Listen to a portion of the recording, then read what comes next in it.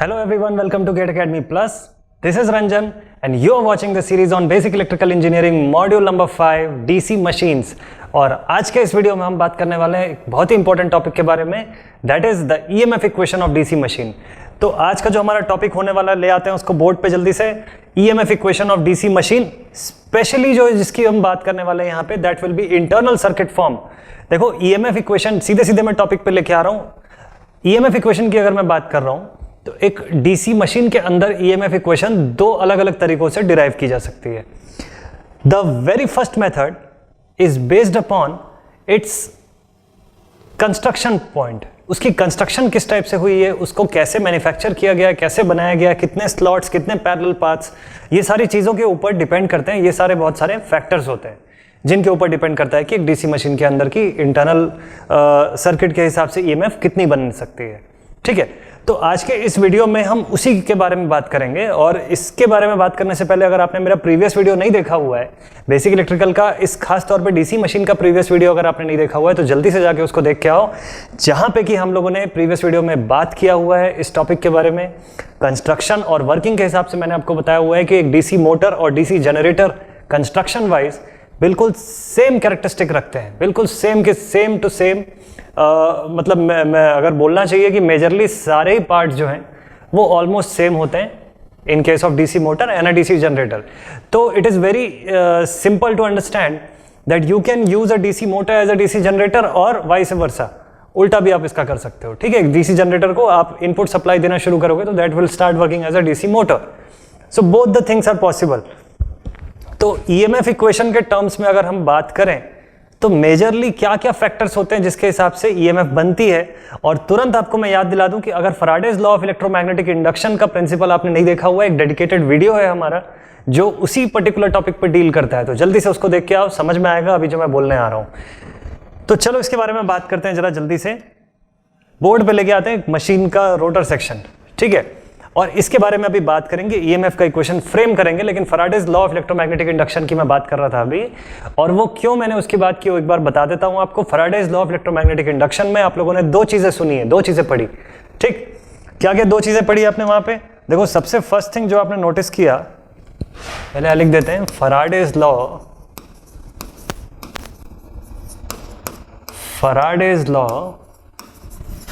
Of electromagnetic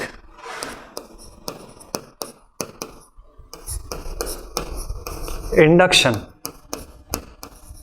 इसमें आपको दो चीजें देखने को मिली. क्या क्या दो चीजें देखने को मिली? देखो, फर्स्ट थिंग वाज, पहला चीज आपको यह पता चला कि अगर कभी भी मैग्नेटिक फील्ड के अंदर एक सेट ऑफ कंडक्टर्स को रोटेट किया जाता है या सेट ऑफ कंडक्टर्स को आप अपनी जगह पे स्टेशनरी रख दो और उसके रिस्पेक्ट में मैग्नेटिक फील्ड्स को घुमाओ, किसी भी तरीके से अगर फ्लक्स लिंक हो रही है कॉइल्स के साथ, एक रिलेटिव मोशन कर रहे हैं दोनों एक दूसरे के रिस्पेक्ट में, तो in that case EMF is induced. So we can say that EMF is induced when a set of conductor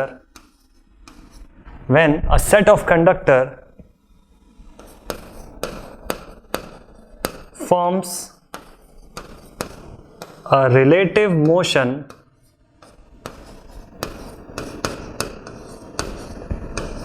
with respect to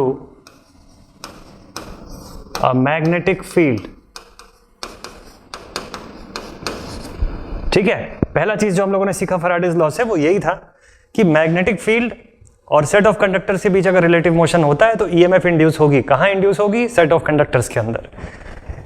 इस लॉ का जो सेकंड फोल्ड था that was the magnitude of induced EMF,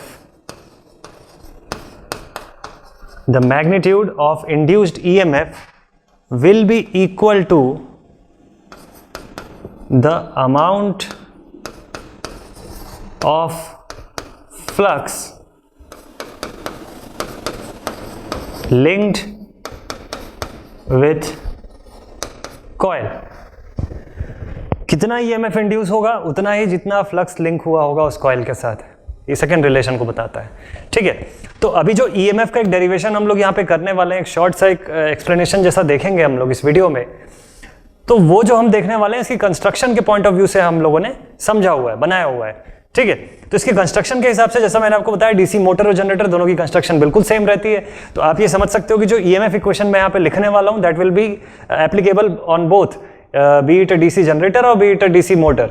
In both the cases, you can use the same EMF equation that we are going to describe or derive over here on this board.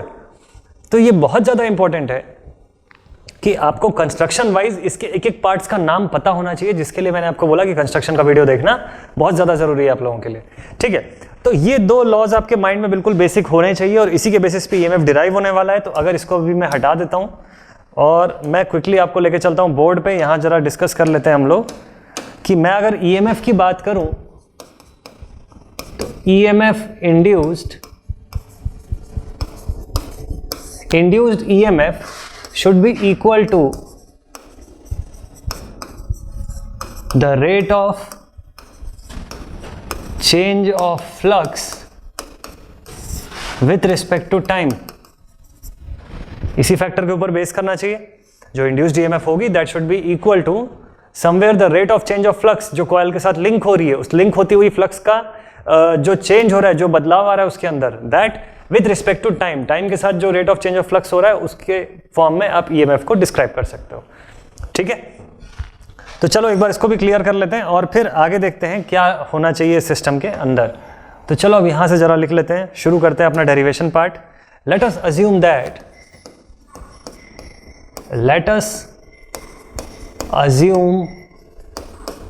That शुरू करते हैं। देखो कितनी चीजें assume करनी है वो मैं यहां पे पॉइंट करके लिख देता हूं, ठीक है। चलो first thing that you are going to assume is the flux, the magnetic flux per pole is denoted by phi और इसकी यूनिट है वेबर्स, ठीक है। वेबर का एक्सप्लेनेशन पता है हमको, 10⁸ के फॉर्म में जैसा हम लोग बताते हैं। Now the second thing will be number of conductors या number of armature conductors is denoted by Z, total number of armature conductor. ये किसको मैं बोल रहा हूं आपको बताते जाऊंगा, ठीक है। Third,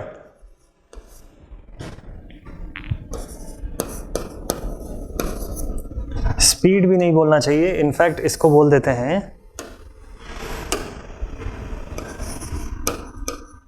revolutions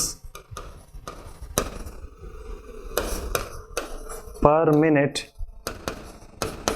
is given by n, ठीक है। कितने रोटेशंस पर मिनट ये ट्रेस कर रहा है इसको भी बता देता हूं, this is in RPM, rotation पर मिनट या रेवोल्यूशंस पर मिनट जिसको हम लोग बोलते हैं, ठीक है। नंबर ऑफ पोल्स, याद करो आप लोग पोल्स की बात किए थे हम लोग की मशीन के अंदर, जैसे 2, 4, 6, 8, 10, 12 इस फॉर्म में पोल्स अवेलेबल होते हैं, नॉर्थ पोल और साउथ पोल, जिनका काम होता है मैग्नेटिक फील्ड प्रोवाइड करना। ये पोल्स जो होते हैं वो बेसिकली स्टेटर्स के अंदर होते हैं। स्टेटर पार्ट का एक मेजर हिस्सा होता है पोल, जिसके सामने पोल शूज लगे होते हैं, अगर आपको याद आ रहा होगा प्रीवियस वीडियो में पढ़ा हुआ था हम लोगों ने। तो ये पोल्स की हम बात कर रहे हैं, इनका काम होता है कि मैग्नेटिक फील्ड को उस रोटर सेक्शन तक पहुंचाना, ठीक है, उस रोटर सेक्शन को मैग्नेटिक फील्ड से सब्जेक्ट करना। तो इसको डिनोट कर रहे हैं कैपिटल P से, कि भाई डिपेंड करता है मशीन में कितने पोल की मशीन आप यूज कर रहे हो। And number of parallel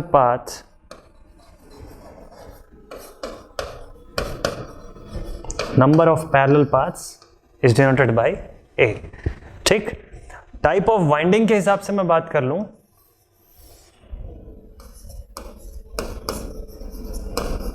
on the basis of type of winding, भाई जिस भी टाइप की आपने वाइंडिंग करके रखी हुई है तो जैसा कि आपको पता ही है कि लैप वाइंडिंग और वेव वाइंडिंग के फॉर्म में हम लोग जो होता है कंडक्टर्स की वाइंडिंग करते हैं। अगर आपको ये चीज़ नहीं पता है तो एक डिटेल्ड वीडियो इस चीज़ के लिए भी हम लोग रखेंगे। इन फ्यूचर में कोशिश करूंगा कि इस टॉपिक को भी एक शॉर्ट सा वीडियो रखेंगे जिसमें इस टॉपिक को अलग से कवर कर लेंगे।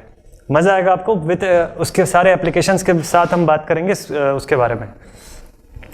अभी फिलहाल मैं आपको शॉर्ट में बता देता हूँ कि on the basis of type of winding we can write A is equal to P for lap winded system। अगर लैप वाइंडिंग है, देखो बेसिकली दो टाइप की वाइंडिंग होती है, लैप और वेव, ठीक है। तो अगर लैप वाइंडिंग का केस आता है किसी मशीन में तो A की value should be equal to P, A that is the number of parallel path जिसके अंदर वाइंडिंग की जाती है, and similarly the value of A will become equal to 2 for wave winded system। तो lap winding और wave winding के case में आपको इसकी वैल्यू कितनी रखनी है वो आप यहां पे देख सकते हो, ठीक। तो हमारे डेरिवेशन के लास्ट में जो भी वैल्यू आपको मिलने वाली है आप उस अकॉर्डिंगली, आपके क्वेश्चन में आपके न्यूमेरिकल में ये चीज गिवन होगी कि किस टाइप का वाइंडेड कंडक्टर का सिस्टम है, whether it is a lap winded system or it is a wave winded system। So accordingly you can put the value of A depending upon the type of winding that is provided in your numerical part। तो आगे बढ़ते हैं। अब इसमें देखो करना क्या है, हम लोग डिराइव करें EMF का इक्वेशन और हमको पता है EMF उतनी बनेगी जितना फ्लक्स लिंक होगा with respect to that much of time. लेकिन ये जो पूरा डेरिवेशन कर रहे हैं इसमें हम लोग खास इस चीज पे पहले फोकस कर रहे हैं कि दिस डेरिवेशन ये एक बेसिक चीज होने वाला है जहां हम ये पता लगाएंगे कि एक सिंगल कंडक्टर वायर जब एक पूरा रेवोल्यूशन घूमता है एक मैग्नेटिक फील्ड के अंदर तो वो कितनी EMF इंड्यूस कर रहा है। तो फिर उसके हिसाब से आप मल्टीप्लाई कर सकते हो नंबर ऑफ कंडक्टर्स और नंबर ऑफ पैरेलल पाथ के हिसाब से, ठीक है। तो ये एक आइडियल केस पे हम लोग लेने वाले हैं। तो आगे बढ़ते हैं अब इसमें। तो इसका पहला पार्ट शुरू करते हैं। Flux linked with the amount of magnetic flux linked with one revolution made by one conductor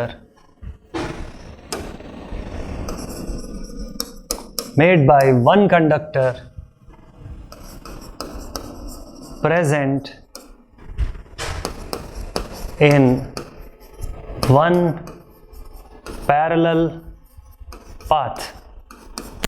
ध्यान से समझना है इस चीज को।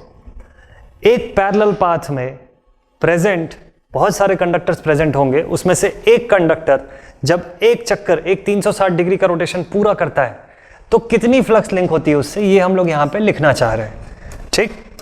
तो इसको मैं किससे डिनोट कर सकता हूं, मैं इसको लिख सकता हूं भाई flux linked with the system is phi, कितनी फ्लक्स लिंक हो सकती है, और number of poles is P.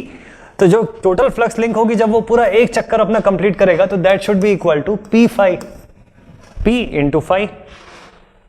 Clear है ये चीज। आगे बढ़ते हैं। अब देखो आपको ये पता चला कि कितनी फ्लक्स लिंक हो रही है। मैंने आपको पहले ही बताया हुआ है कि देखो EMF जो आप बताओगे ना वो EMF इस कुछ फॉर्म में होने वाला है, rate of change of flux with respect to time. उस सिस्टम के साथ कितना फ्लक्स का लिंकिंग हो रहा है और कितने देर में हो रहा है, उसी अकॉर्डिंग आप इसको डिफाइन करने वाले हो। तो अब मैं आगे बोल सकता हूं कि मुझे कितना फ्लक्स लिंक हो रहा है वो तो पता चला एक कंडक्टर पे, लेकिन ये कितनी देर में हो रहा है ये पूरा कुछ, तो इसको भी जरा लिख लेते हैं।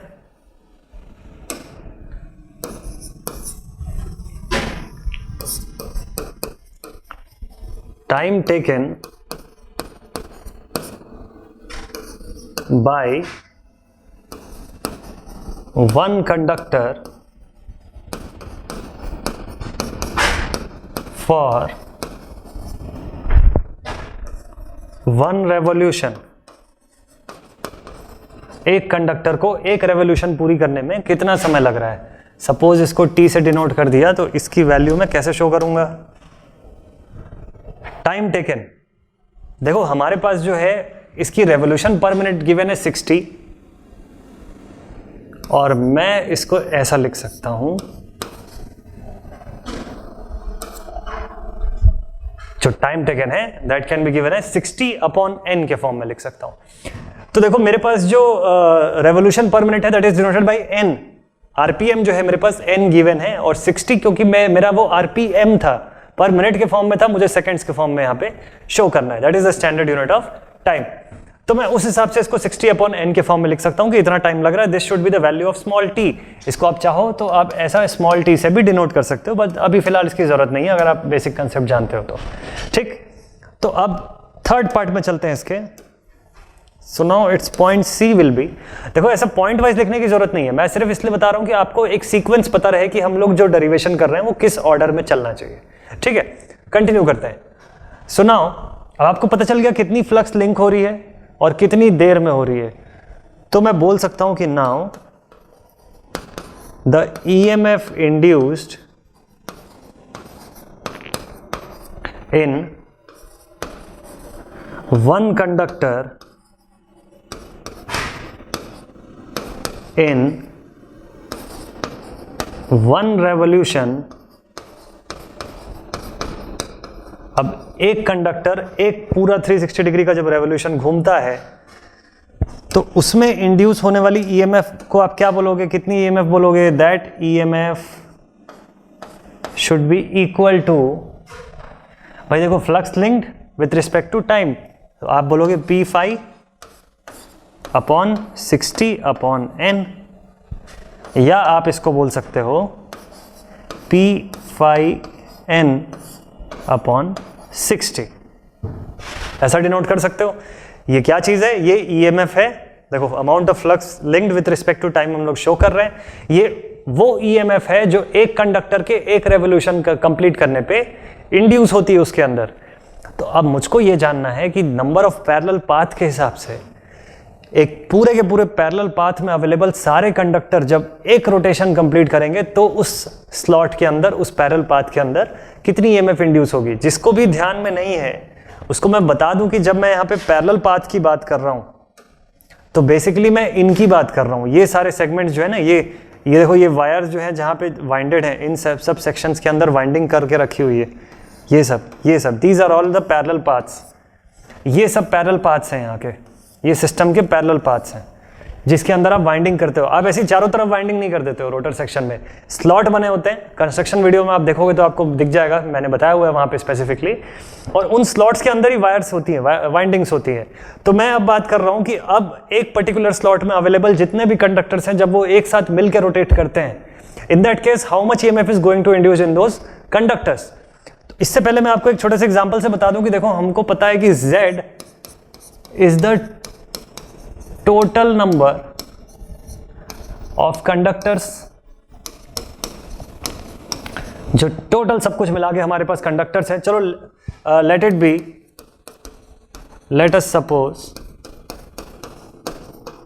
कि इसकी वैल्यू है 1000। पूरी मशीन के चारों तरफ मिला के हमारे पास 1000 कंडक्टर्स है, ठीक है। And A is the number of parallel path present in the armature section। इस आर्मेचर सेक्शन का पैरेलल पाथ जितने भी हैं, तो सपोज कर लो कि मुझे पता है कि इसके पैरेलल पाथ हैं 10, ठीक, अज्यूम कर लिया कि 10 है, ठीक। इनफैक्ट इसको भी हम लोग लिख ही लेते हैं कि let us assume, otherwise it can create a confusion. So we can write it as, let us suppose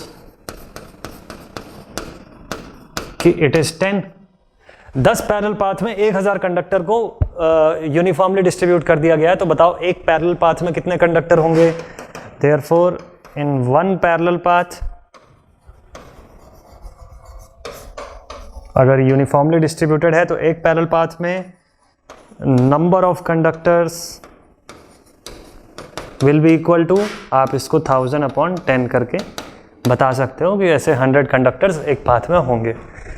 इसके लिए मैंने क्या किया, 1000 was Z, 1000 was nothing but Z and 10 is nothing but A।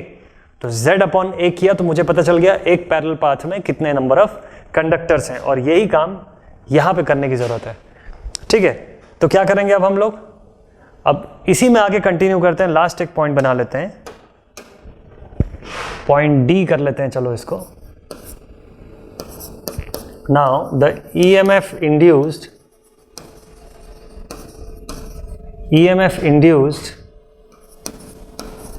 in all the conductors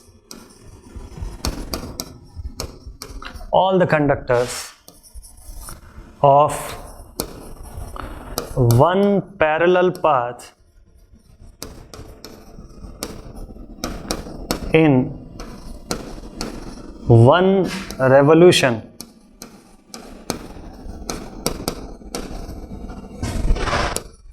of rotor के एक बार पूरा 360 degree घूमने पे एक स्लॉट के सभी कंडक्टर्स के अंदर मिला के टोटल ईएमएफ कितना इंड्यूस होता है। तो ईएमएफ कितना एक कंडक्टर में इंड्यूस हो रहा था वो मेरे पास ये डेटा ऑलरेडी अवेलेबल है। तो अब मैं इसको यहाँ पे डिनोट करके लिख सकता हूँ सीधे सीधे कि it can be given as, चलो इस कलर से लिख लेते हैं, E is equal to phi P n upon 60 into Z by A. Z अपॉन ए से मल्टीप्लाई कर दूंगा मैं इसको, तो या इसको बोल सकता हूँ नॉर्मल जैसा हम लोग लिखते हैं phi Z n P upon 60A। This is the value of induced EMF for one revolution of all the conductors present in one conductor slot, one parallel path। ठीक है, तो this is the entire derivation of EMF equation of a DC machine। DC machine मतलब दो चीजें हैं, DC motor, DC generator, दोनों ही के case में आप इसको यूज करने वाले हो। दैट मीन्स अब इसको आप कलेक्टिवली कुछ ऐसा भी लिख पाओगे, that is you can write it as for DC generator. भाई हमको पता है ना कि दोनों ही केसेस का नोटेशन अलग है, कैपिटल ई से दोनों को डिनोट नहीं कर सकते हैं, दोनों की ईएमएफ को। तो डीसी जनरेटर के केस में हम इसको लिखेंगे Eg is equals to phi Z n P upon 60A। This is the case for generator, ठीक है। और जनरेटर के बाद यही चीज मैं मोटर के लिए भी लिखूंगा, for a DC motor we can write. अच्छा, मोटर के अंदर जो ईएमएफ होती है उसको किससे बोलते हैं, किससे डिनोट करते हैं हम लोग? That is denoted with EB. What is EB? It is back EMF. आपके माइंड में आ रहा होगा कि सर ये जनरेटेड ईएमएफ तो समझ में आता है कि जनरेटर जनरेट कर रहा है, ये बैक ईएमएफ कहाँ से आता है, इसका कंसेप्ट क्या है? बहुत बेसिक सी चीजें हैं, लेकिन ये आप सबको पता होनी चाहिए। तो EB this is also given as phi Z n P upon 60A। और हाँ, ये ध्यान रहे कि दोनों ही जगह A की वैल्यू, जैसे मैंने आपको पिछले पेज में बताया हुआ था कि A की वैल्यू जो होगी वो लैप और वेव वाइंडेड के केस के अकॉर्डिंग डिपेंड करेगी कि वाइंडिंग किस टाइप की है। या तो लैप का केस है तो A will equal to P, that is number of poles, और अगर वेव का केस है तो A will be equal to 2। ये क्यों होता है, ये जब वाइंडिंग्स के बारे में डिटेल में पढ़ोगे तब समझ में आएगा, ठीक है। ये बताऊंगा आने वाले किसी एक वीडियो में, वाइंडिंग को सेपरेटली कवर करूंगा मैं, सो दैट कि वो कंसेप्ट भी आपका क्लियर हो जाए। फिलहाल आपके माइंड में ये क्वेश्चन जरूर उठना भी चाहिए कि ये बैक ईएमएफ होता क्या है, what is this back EMF? Sir ये बैक ईएमएफ क्या है, इसका कंसेप्ट कैसा है, कैसे समझ में नहीं आता? क्योंकि देखो हम लोग बोलचाल में बुक्स में पढ़ते हैं, टीचर्स हमको बताते हैं कि ठीक है मोटर का केस है there is a back EMF, generator का केस है there is a generated EMF. So this one is okay, generated EMF तो समझ में आता है कि जनरेट कर रहा है जनरेटर है। मोटर के केस में बैक ईएमएफ समझ में नहीं आता है, तो सेपरेट एक वीडियो इसके लिए भी करेंगे, ठीक है। देखो मैं ये समझ रहा हूँ ना कि एक स्टूडेंट को जिस जिस पॉइंट पे डाउट आ रहा होगा, चाहे वो कितना भी माइनर सा पॉइंट क्यों ना हो, उसके लिए एक डेडिकेटेड वीडियो होना बहुत जरूरी है। अदरवाइज वो डाउट वहीं रह जाएगा और वो आगे जाके किसी हायर सेमेस्टर में आपको परेशान कर देगा। तो ये चीज़ नहीं करना है आपको, ठीक। तो हम लोगों ने इस पूरे ईएमएफ इक्वेशन के डेरिवेशन में दो चीज़ें की, दो चीज़ें हम लोग पेंडिंग बना रहे हैं यहाँ से कि back EMF of a motor और लैप एंड वेव वाइंडिंग। ये दो टॉपिक का दो सेपरेट वीडियो होगा, डेफिनेटली इस सीरीज में आगे जाके आपको मिलने वाला है, तुरंत बनाऊंगा मैं इसका वीडियो, ठीक है। तो अब एक बार मैं क्विक सा रिव्यू आपको दे देता हूँ। ईएमएफ इक्वेशन यहीं पे कंप्लीट होता है। एक बार जल्दी देख लेते हैं कि इसके अंदर आपने क्या क्या सीखा, कैसे ईएमएफ इक्वेशन को हम लोगों ने फ्रेम करना सीखा।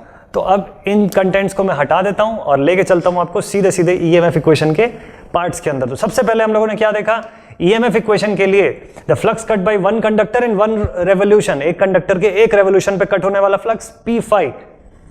देन फिर इसके बाद हम लोगों ने क्या देखा, the time taken by one conductor to complete its one revolution, उस एक कंडक्टर को एक रेवोल्यूशन पूरा करने में जो टाइम लगा दैट इज 60/n, सेकंड्स के हिसाब से शो किया, ठीक है। Then the EMF induced in one conductor in one revolution, तो भाई जी उस एक कंडक्टर के अंदर कितना ईएमएफ इंड्यूस होगा जब वो एक पूरा रोटेशन कंप्लीट कर लेगा, that is given by P5N/60। और EMF induced in one parallel path in one revolution, एक पैरेलल पाथ में एक पूरे रेवोल्यूशन पे कितना ईएमएफ इंड्यूस होगा, तो that will be given by phi ZNP/60A। This was the final EMF equation of a DC machine, be it a DC generator or a DC motor. For both the cases, this will be the EMF equation depending upon its internal circuit form. Machine के construction के हिसाब से ये final EMF equation जो होता है ये बनता है, ठीक। तो आई होप स्टूडेंट्स कि आपको इस वीडियो से EMF इक्वेशन का कैलकुलेशन समझ में आएगा, उसको कैसे फाइंड आउट किए हम लोग, कैसे ये सारी चीजें आई, वो सारा कुछ आपके माइंड में थोड़ा क्लियर हुआ होगा। बने रहिएगा मेरे साथ, आने वाली सीरीज में हम बात करेंगे बैक EMF की, वाइंडिंग्स की और टॉर्क इक्वेशन की। बहुत सारा कुछ आने वाला है, अभी कंटेंट, मेजर कंटेंट आपको अभी मिलेगा, बहुत मजा आने वाला है। सीरीज में जुड़े रहिए आप हमारे साथ। आगे चल के काफी सारे फर्स्ट ईयर के स्टूडेंट्स के लिए लाइव सेशंस भी प्लान्ड है, तो बिल्कुल आप वहां भी हमारे साथ बने रहिएगा। और इस पर्टिकुलर वीडियो को अब मैं यहीं पे कंप्लीट करता हूँ, नेक्स्ट वीडियो में जल्दी ही मिलेंगे हम लोग। So thank you for being with us, let us meet in our next video. Thank you students.